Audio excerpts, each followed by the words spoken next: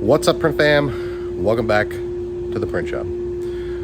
A company reached out and asked if they could send us a 3D printer, and I wanted some for some random things around the shop. And the day it came, a customer also asked if we could make them some cookie cutters. So we're gonna get it unboxed today. I will link it down in the description. They did provide the machine for free, and they provided some filament, and I will link to them down in the description, but that is the extent of what I know about them. But I'll unbox it, I'll show you the machine, we'll get it set up. It might not be set up in this video, but we'll get it set up, we'll get it run, and I'll give you some more feedback later on. But let's get it unboxed.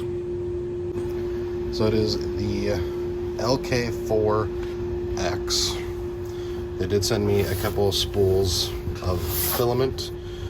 If you're one of the OG watchers of Time to Make Something, I actually had a 3D printer many years ago when I started this channel. That was some of the first content. I think there's still even a live video of me printing some stuff. But it seems really nicely packed. It's this dense foam. Looks like here at the top we've got a bit of a goodie bag. There's a SD card in there, some sort of adapter, Allen wrenches, normal wrenches, zip ties,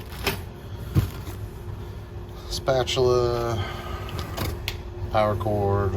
Looks like we got some filament,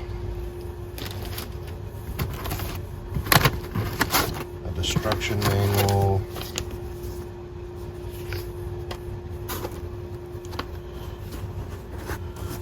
I tried to take this out, but well, it's probably the handle for the filament. Something. And then the actual printer. So I'm going to attempt to take this out of the box so you guys don't have to suffer through that. And I'll show it to you. So once it's out of the box, you put 4 screws in. It tells you to do that. But one of my screws has stuff in it, so I can't tighten it.